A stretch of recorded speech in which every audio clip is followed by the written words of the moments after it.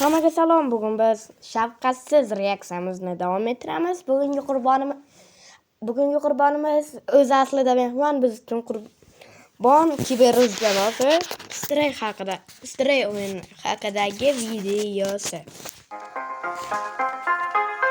1957-yil birinchi bor Sovet hukumati kosmosga Laika laqabli kuchukni uchiradi. Oradan 3 yil o'tib SSR 1960-yil bir emas, ikkita taniqli Belka va Strelka nomli kuchuklar. Buni bizga birinchi deb tushuntirishgan, aldashdi. Ochiq osmonga ko'tarishgan. Ikkinchi jahon urushi davrida Sam laqabli kemada yashaydigan mushuk 3 marotaba ham cho'kishdan omon qoladi va unga cho'kmas Sam deb nom berishgan. 1961-yilda amerikaliklar o'zining Mercury Roadstone 2 kораблida kosmosga birinchi shimpanzeni uchirishgan. Va nihoyat Xo'p, buni men hozir qilmay qo'ygan. Hayvon topolmaganmiz. 22-yil yoz oylari Fransiya ko'chalarida darbadar yurgan mushuk Stray nomli o'yin qahramoniga aylandi va mashhur jonzotlar ro'yxatiga kosmos yoki dengizlar. U paytda hayotda kosmosga uchirilgan yo ikki marta cho'kib o'lmay qolgan bo'lgan. Biz hozir просто Fransiyada ko'chada yurib mashhur bo'lib ketgan. Qattiq. Suzmasdan osongina qo'shilib oldi. Hozirgi sanab o'tgan hayvonlarimiz shunchaki mashhurlik bog'lab turmaydi. Ular insoniyat rivojlanish paytidagi inqilobchilar desak ham bo'ladi. Kosmosdagi birinchi to'xtayman tanishtirmoqman. Bugungi boshlovchimiz Hafiz Kunduzi. Qorlar orasidan dori yetkazuvchi itlari yoki shunchaki shirin mushuklar haqidagi o'yin ham dunyoni qoyil qoldirish mumkinligini isbotlagan jonzotlar. Boshqa ham chiroyligini, voy, namcha chiroyli bu. Naqaga chiroyli. Meniki qarab qara.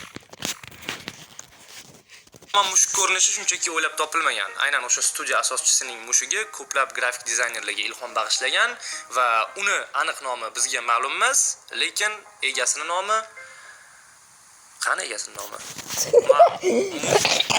Aparat bo'ldi. Nima? Apokalipsis haqidagi o'yinligi talab oxirgi paytlarda juda ham aktuallashib ketdi. Endi tasavvur qiling, shunchaki oddiy apokalipsis emas, kiberpunkdan keyingi apokalipsis davri. Tushunmaganlar uchun kiberpunk bu shunaqa janrda. Va siz oddiy odam, robot yoki qanaqadir sehrli qahramon uchun emas, muloyim mushukcha uchun o'ynaysiz. Salom. Bu imkoniyatli 2022-yilgacha qiyin masala deb tuyulardi, lekin mualliflar buni uddalashdi. Stray ushbu shedevrni 2020-yilda anonsi bo'lib o'tgandan so'ng reliz kunini kutishni boshlagan edi. Oradan 2 yil o'tib deyarli oldinlari umuman taniqli bo'lmagan Blue 12 Studios tomonidan taqdim qilindi. Blue 12.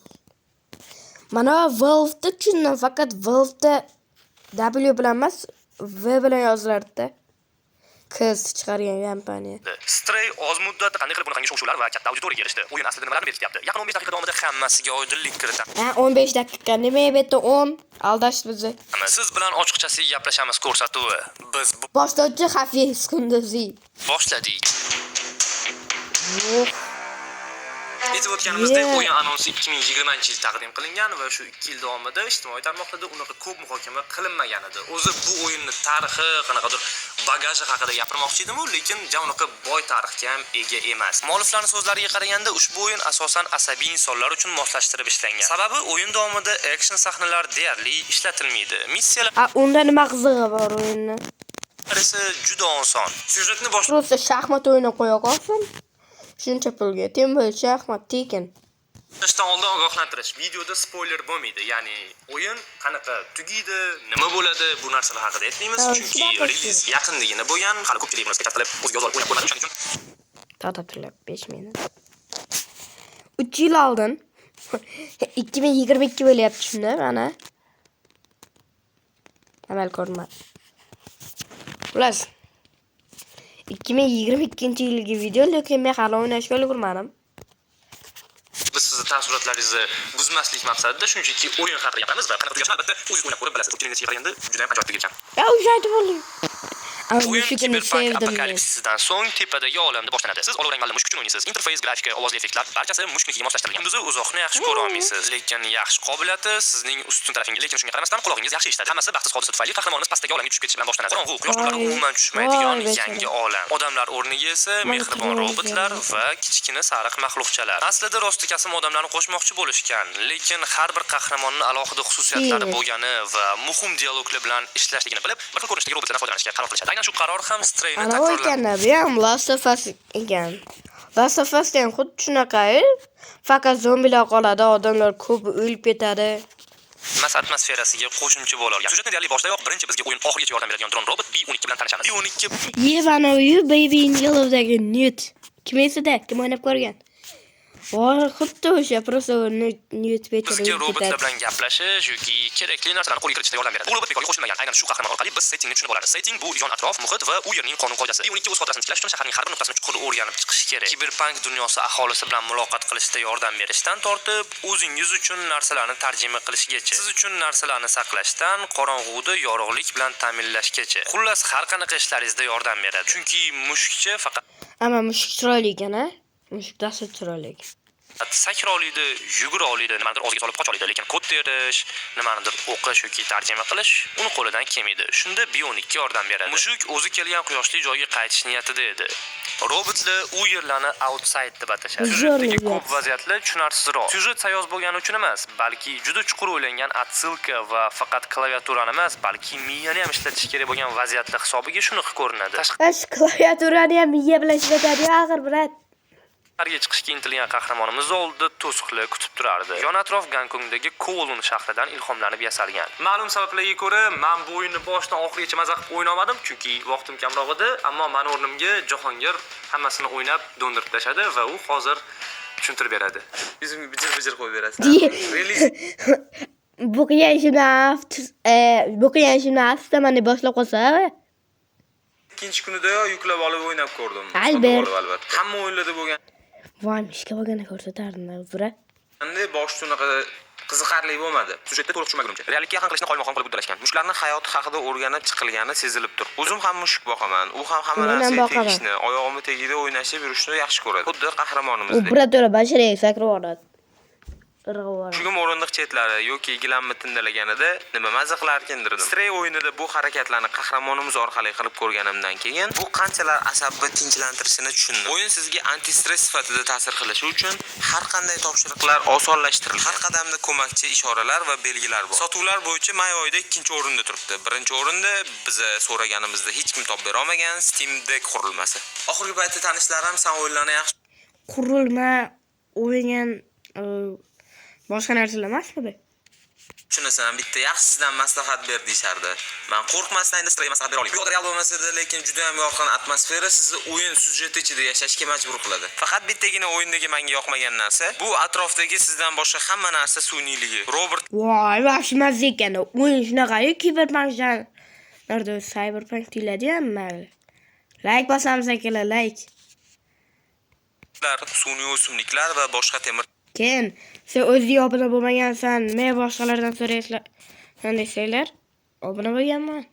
Sizlar ham menga xuddi shunaqa obuna bo'ldi. tersaklar. Ha, bu Cyberpunk janridagi o'yinligini bilaman, lekin oxirgi paytda real syujetli o'yin o'ynaganim sababli men bunga tezda o'rgana olmadim. Ertarasi Cyberpunk o'yinning nomi emas, u janr Cyberpunk janrida animalar bor, multfilm, Ha, boya aytdim-ku, xuddi shunaqa. serial, film, kinolar bor va Cyberpunk 77 bo'lsa aynan o'yinning nomi. O'zi Cyberpunk emas, Cyberpunk deb o'qiladi aslida va undan tashqari Steampunk yoki shunga o'xshagan boshqa janrlar ham bo'lgan. Afsuski, ular janoqqa mashhurlikka erishmadi. Cyberpunk o'zi aslida yaxshi o'yin, lekin boshida juda ham ko'plab bug va xatolar bilan chiqib, ko'pchilikni hafsalasini qirqgan. Xuddi Assassin's Creed Unity'ga o'xshab. Shunchaki simulyator janridagi navbatdagi oddiy o'yin deb o'ynashni boshlagan odamlarning reaksiyasini ko'ring.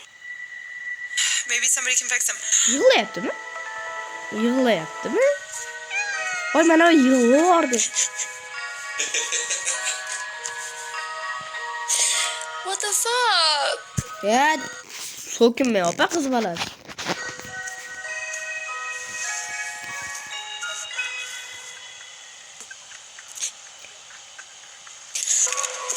Mana o'zi ochsa yig'lardi. Nima faqat opalar bir marta bo'lsa ham o'ynab ko'ring. Umumiy o'yin davomiyligi 4-4,5 soatni tashkil qiladi. Agar maza qilib hamma narsani tushunib o'ynamoqchi bo'lsangiz, 7-8 soatga borishi mumkin. Dam olib men bir kunda bitta o'tirishda o'ynab qo'yarkanman, 4 soat bo'lsa.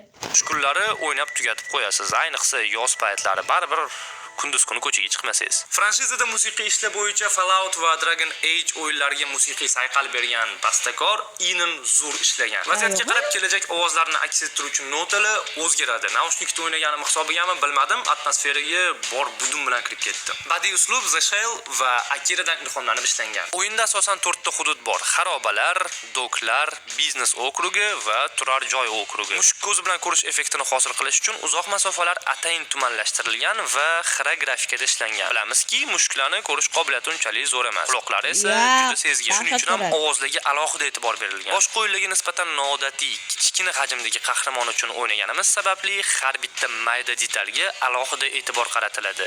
Baglar, ushbu mavzu bo'yicha hech qanaqa mutaxassislarga shug'ullanish uchun o'rin qolmadi, chunki YouTube foydalanuvchilari hammasi o'zlari dondirib tashlashdi. O'yinda baglar yo'q deb bo'lmaydi, lekin qoldirilgan nosozliklar sizga o'yin davomida xalal bermasligi aniq. Baglar yo'q flashback vaziyatlarda Men o'yin hech qanaqa maqtash niyatim yo'q, lekin baribir bunaqa любой o'yinda bug bo'ladi. Misol uchun, men o'zimcha kesmani video olaman desam, kompyuterim o'tvordi.